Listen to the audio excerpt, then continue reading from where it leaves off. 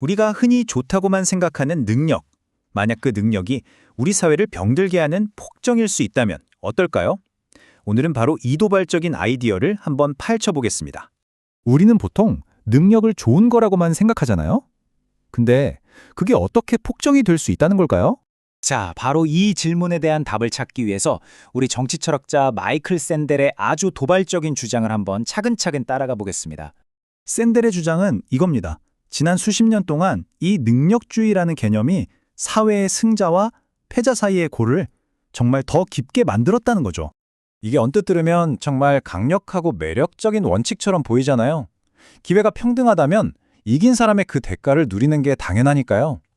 하지만 샌델은 바로 이 지점에서 성공과 실패에 대한 우리의 태도가 어떻게 병들어가는지를 정확히 짚어냅니다. 자, 이 슬라이드를 보면 정말 흥미로운데요. 여기서 나타나는 두 가지 해로운 태도를 보여주거든요.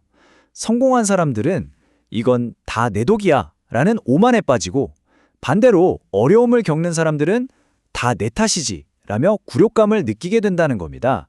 그러니까 이게 결국 어떻게 되냐면 우리는 한 배를 탔다는 공동체 의식을 서서히 갉아먹고 결국 우리 정치를 병들게 한다는 거죠. 여기서 진짜 핵심은요, 설령 모두에게 완벽하게 공정한 기회가 주어지는 그런 능력주의 사회가 온다고 해도 그 결과는 결국 이런 파괴적인 사회적 분열로 이어진다는 거예요. 아니, 그럼 우리는 어쩌다 이 지경까지 오게 된 걸까요? 샌델은 그 원인 중 하나로 우리가 가치를 판단하는 일을 시장에 그냥 맡겨버렸기 때문이라고 지적합니다. 우리는 흔히들 그 사람이 버는 돈이 곧 그 사람의 사회적 기여도를 보여주는 거라고 생각하잖아요. 그런데 여러분, 그게 정말 공정하고 정합한 방법일까요? 샌델이 이런 질문을 던집니다. 한번 생각해 보세요. 농구 슈퍼스타 르브론 제임스는 학교 선생님보다 수천 배는 더 많이 벌죠? 그렇다고 해서 그의 사회적 기여가 정말 선생님보다 수천 배나 더 중요하다고 말할 수 있을까요? 샌델은 사실 우리의 성공이 두 가지 형태의 운에 크게 좌우된다고 주장합니다. 첫째는 내가 어떤 재능을 갖고 태어났느냐는 운, 그리고 둘째는 내가 사는 이 사회가 바로 그 재능을 높이 평가해주는 시대에 태어났느냐는 운이죠. 이 운의 역할이 얼마나 결정적인지 보여주는 아주 기가 막힌 예시가 있는데요. 바로 유명 드라마 속 인물입니다. 첫 번째 직업, 그러니까 고등학교 화학교사일 때는요, 평범한 월급을 받으면서 제대로 인정받지 못한다고 느꼈습니다. 그런데 똑같은 화학 지식을 가지고 시작한 두 번째 직업으로는 수백만 달러를 벌어들이는 거물이 되죠. 자, 여기서 질문. 그가 마약 제조업자로서 사회에 더 크게 기여했다고 할 수 있을까요? 당연히 아니죠. 바로 이 예시가 소득과 사회적 기여를 똑같이 보는 게 얼마나 터무니없는 생각인지를 아주 극적으로 보여주는 겁니다. 자, 만약 시장이 가치를 판단하는데 결함이 있는 심판이라면 샌델은 정의로운 사회란 무엇인가에 대해 생각할 대안을 제시합니다. 보통 우리가 불평등을 얘기할 때 대부분 분배적 정의에 초점을 맞춥니다. 말 그대로 경제라는 파이를 어떻게 공정하게 나눌 것인가, 즉 누가 무엇을 얻는가에 대한 문제죠. 하지만 샌델은 누가 무엇을 갖는가만큼, 아니 어쩌면 그 이상으로 누구의 기여가 중요한가를 물어야 한다고 주장해요. 이게 바로 한 사람 한 사람의 존엄성, 명예와 관련된 기여적 정의입니다. 일이라는 건 단순히 돈을 버는 수단만이 아니라는 겁니다. 공동체에 기여하고 또 그 기여를 인정받고 존중받는 방법이기도 하거든요.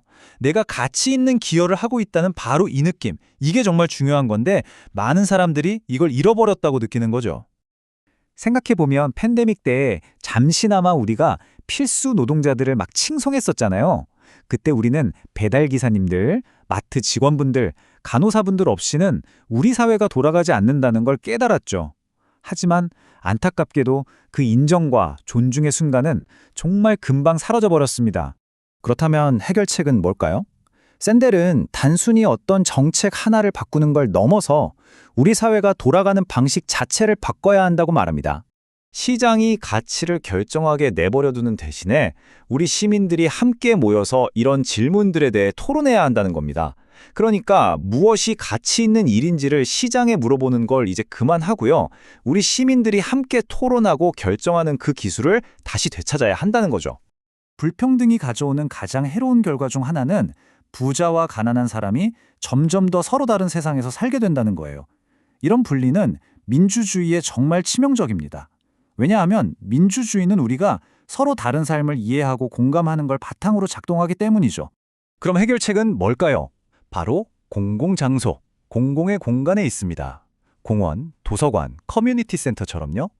이렇게 다양한 배경의 사람들이 자연스럽게 마주치고 어울릴 수 있는 곳에 더 많이 투자해야 한다는 겁니다.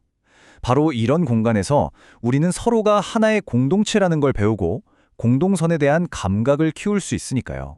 자, 그럼 마지막 질문입니다. 만약 시정이 한 사람의 기여가 얼마나 가치 있는지 결정하지 않는다면 도대체 누가 결정해야 할까요? 네, 바로 우리입니다. 어쩌면 더 정의로운 사회라는 건 어떤 정해진 답이 있는 게 아니라 우리 모두가 함께 만들어가는 이 끊임없는 대화 그 자체일지도 모릅니다.